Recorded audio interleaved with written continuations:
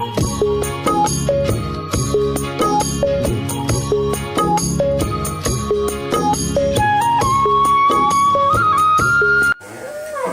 দর্শক, আসসালামু আলাইকুম। মারুফ ডেইরি ফার্মের একটা গাভী বাচ্চা প্রসব করবে। তো কিভাবে বাচ্চা প্রসব করতে হয় এবং বাচ্চা প্রসব করার লক্ষণগুলো আমি আজকে এই ভিডিওর মাধ্যমে বলবো। আপনার যখন বাচ্চা প্রসব করবে তখন দেখবেন গাভীটা মানে খুব বেশি নড়াচড়া করবে, হালকা হালকা মল বের হবে, তারপরে আপনার মানে ছটফট করবে, হাত পা আশ্রা বিস্রা করবে। আর দেখুন যে আমাদের এই গাভীটা এর আগে 2টা বাচ্চা দিছে, এর জন্য এই গাভীটা বাচ্চা হতে কোনো সমস্যা হবে না। এটা এমনি মানে খুব ইজিলি হবে, কারণ প্রথম বাচ্চায় একটু সমস্যা হয়, আর বাচ্চা দেওয়া গরুতে খুব ভালোভাবেই বাচ্চাগুলো হয়। দেখুন এই যে বাচ্চারই দেখা যাচ্ছে, মানে পাও চলে আসতেছে।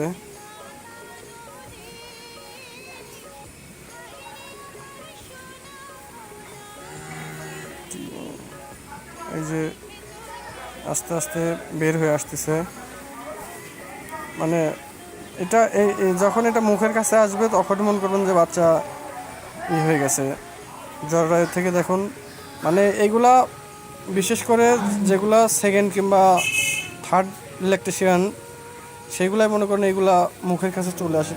প্রথম বিয়ান এগুলা খুব কমই মুখের কাছে আসে, কারণ আর এগুলা যদি কেউ না থাকে, মানে লোকজন না থাকলে ইজিলি একাই হয়ে যায়, খুব ভালো। আর সকলে ভিডিওটা শেয়ার করবেন অন্য কেউ দেখানোর জন্য। দেখুন কীভাবে গাভীর বাচ্চা ডেলিভারি হচ্ছে একাই।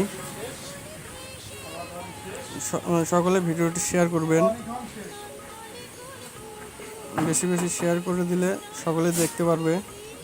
আর সকলেই আমার আইডিটি ফলো দিয়ে রাখবেন এরকম ভিডিও পাওয়ার জন্য। তো দর্শক, ইতিমধ্যেই বাচ্চাটা হয়ে যাবে, দেখা যাক কি বাচ্চা হয়। বাচ্চাটার পাও দেখা যাচ্ছে কালো, সম্ভবত মায়ের মতোই কালো বাচ্চা হবে, পায়ের ছাপটা কালো দেখা যাচ্ছে। এই যে দেখুন কালো দেখা যাচ্ছে, পাগুলো তো অনেক মোটা। দেখা যাক কি বাচ্চা হয়। তো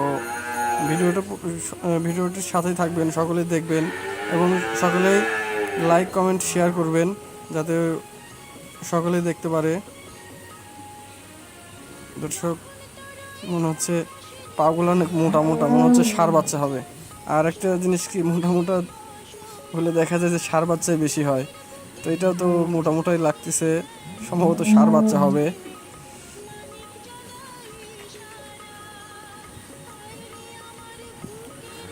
খুব ভালো মানের, দেখুন ভেঙে দিছে, মানে হচ্ছিল না, এর জন্য এখন একটু টান দিয়ে বাইর করতে হবে। মানে ইজিলি চলে আসছে, মাথাটা তো একদম প্লেস হয়ে চলে আসছে।